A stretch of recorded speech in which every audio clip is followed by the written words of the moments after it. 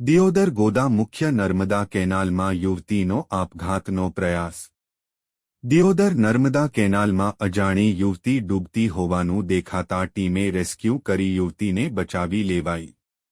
બેભાન અવસ્થામાં યુવતીને તાત્કાલિક સારવાર અર્થે દિયોદર રેફરલ હોસ્પિટલ ખાતે સારવાર અર્થે ખસેડાઈ। ટીમે મામલતદાર સહિત પોલીસને ઘટનાની જાણ કરતા પોલીસ ઘટના સ્થળે દિયોદર ગોદા પાસે નર્મદા કેનાલમાં ટીમ કેનાલમાં પ્રિમાસૂન તાલીમ લઈ રહી હતી।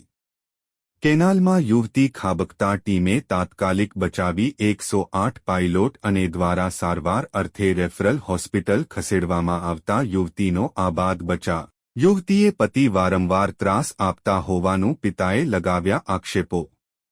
વધુ સારવાર અર્થે યુવતીને ડીસા ખાનગી હોસ્પિટલ ખાતે ખસેડવામાં આવી। બાઇટ અબ્દુલભાઈ યુવતીના પિતા। બાઇટ નવલસિંહ રાઠોડ ટીમના સાઈ મડાણા ડાંગિયા। અહેવાલ રિપોર્ટ ભરત ઠક્કર ડીસા બનાસકાંઠા। સાસરીયાનો ત્રાસ હતો, એના જમીનો અમારા જમીનો ત્રાસ હતો, મોબાઈલ ના હાલતો, છોડીને બહાર ના નીકળવા દેતો, વારંવાર ધમકીઓ હાલતો, આવું બધું ઘણો ત્રાસ હતો।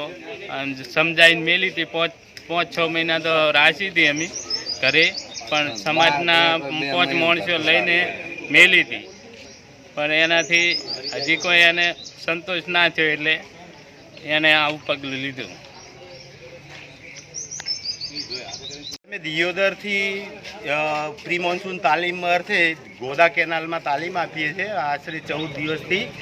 તો જતી વખતે રસ્તામાં અમારા માણસો એમની નજર કેનાલની અંદર પડતો, આવી એક બાઈ અંદર તરતી દેખાઈ એમ, એટલે તાત્કાલિક અમારા માણસોએ રેસ્ક્યુ કરી એને બહાર કાઢી અને 108ને ફોન કરીને 108 મારફતે સામૂહિક આરોગ્ય કેન્દ્ર દિયોદર ખાતે તાત્કાલિક મોકલી આપી અને અત્યારે એની પોઝિશન બહુ બેસ્ટ છે અને એને અત્યારે ડીસા ખાતે રિફર કરવામાં આવી અને એના વાલી વારસદારોને સુપ્રત કરી પરિવારજનોને, અને એને કોઈ માનસિક ત્રાસ જેવું છે નહીં, બરાબર।